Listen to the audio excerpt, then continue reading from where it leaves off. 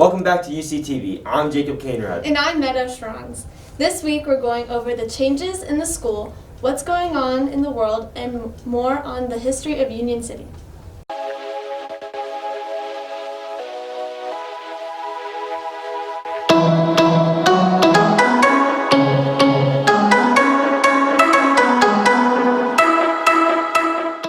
As many of you know and have heard, Union City has taken safety precautions this year, and we have some field reporters with some information on those precautions. So let's send it to Sabri to see what she found out about the door situation. As many of you know, all the doors are going to be locked throughout the school from now on, other than in between classes. That being said, the only entrance in the school is the elementary. I understand a lot of us are frustrated about this change, but it is for our own safety. It's so visitors can't come in and out of the school without getting their temperatures taken. So if you're late, go through the elementary, and please don't go to the side doors and try to open them and knock on them for 5 minutes. It's distracting, and it's interrupting all of the classes.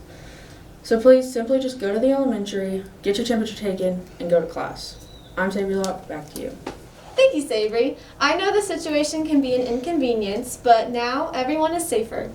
With the doors now being locked, that's one of the precautions Union City has started. There's a lot of speculation with student IDs and badges. Lane Casey has been doing investigating and gathering information about the speculation. So, with that being said, let's send it to Lane. There have been many changes to this year, and one positive addition is that 6th through 12th graders will be receiving student IDs. This will be a good addition because of masks being mandated. You cannot completely see people's faces. This will also play a huge safety role in our school's new guidelines. I recently talked to Dr. Slothdauer about the student IDs. She stated that the IDs will be distributed next week in English class every hour.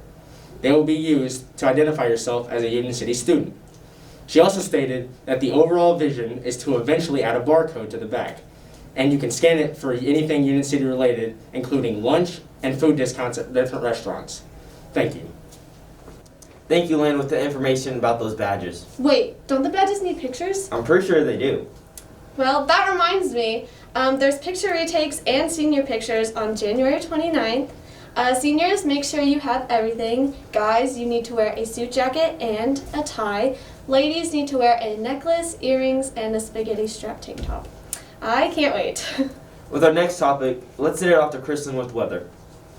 As we are inching towards the end of the winter season, you will still see people wearing what you consider winter apparel.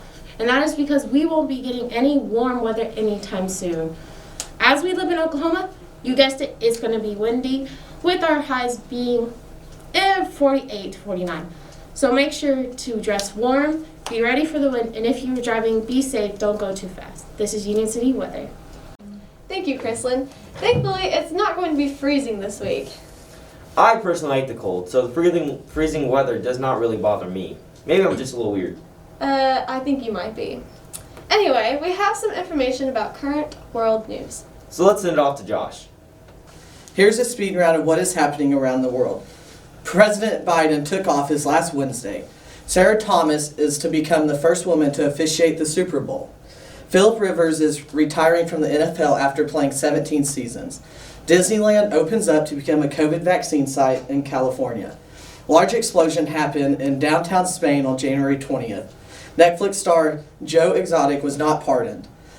Kamala Harris is the first woman vice president. The Summer Olympics of 2021 might be pushed back due to COVID. Back to you.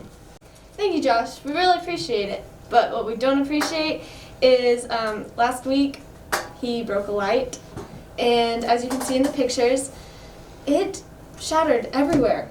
And I tried catching it, but without success. Well, with some more important information, the Tigers are back in action.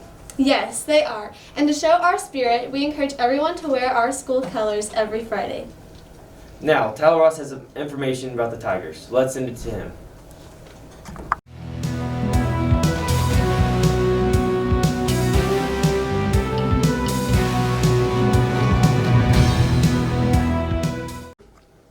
After a great week of Union City basketball, both boys and girls played some of the best basketball, bringing home some hardware from the Payton tournament. Tuesday, January 26th, the boys and girls in blue will be back home and play Corn Bible. And last but not least, January 29th, the boys and girls travel down to Ellick to end off the season. Switching gears to the spring, Your own Union City softball team is looking old school with the new uniforms they got. Later on, they're looking to get stirrups. Both softball and baseball have their schedules for the spring. I'll keep you further updated next week. Interesting facts. The softball team practiced in 20-degree weather and hit 15 home runs in practice. The girls are working hard in off-season, looking to go far in the spring. This is UCTV Sports. Tyler Ross, back to you. Thank you, Tyler. We're all excited to see what the future holds for the upcoming month and spring. I'm just happy both teams get to play again in basketball, and super excited for the new uniforms we got for softball. All right. Well, now here's Caden with talking about more history of Union City. Did you know that what we now know as Union City was at one point 2 towns? It all started in 1892 when the Rock Island Railroad Company offered to build a railroad through Union City for the price of only $500. The citizens of Union City figured they would go ahead and build the railroad regardless of if they paid, but they ended up being wrong. The railroad was built in Sherman, which is located about 3/4 of a mile east of Union City. Fast forward a couple of years to 1894, when they began constructing the railroad in Sherman, and many people from Union City began to move. When it was all said and done, there was one town, which is what we now recognize as Union City. Back to you. Thank you, Caden. Now we know what the other town was called. Yeah, I was wondering about that. Yeah, I wonder if they wore flannel back then. What? Well, we have flannel Wednesdays, but did they have flannel every day? I'm pretty sure you're crazy. Sorry, let's just move on. Well, it's the end of the show. Oh, well, thanks for watching another UCTV. I'm Meadow Schrons. And I'm Jacob Cainwright. Thank you for tuning in.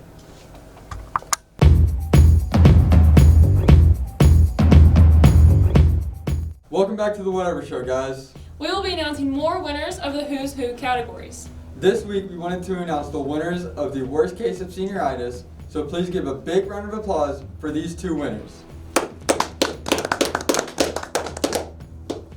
Well, I guess they didn't show up. That's typical seniors.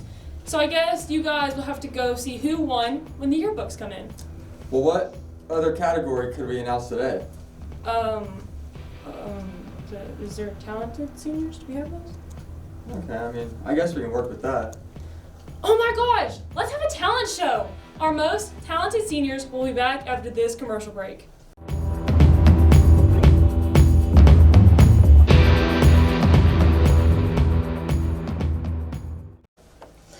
Oh, the overwhelming, never-ending, reckless love of God. Oh, it chases me down, fights till I'm found, leaves a 99. I couldn't earn it, I don't deserve it, still you give yourself away.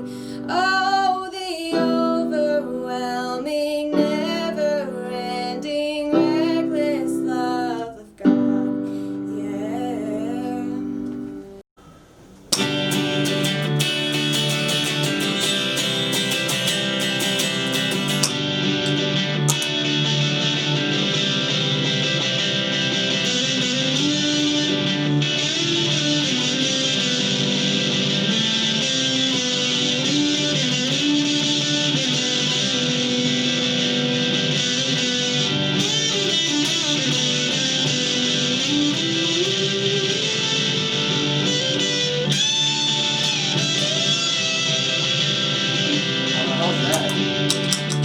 Wow! Well, we just cannot choose a winner after seeing those 2 perform.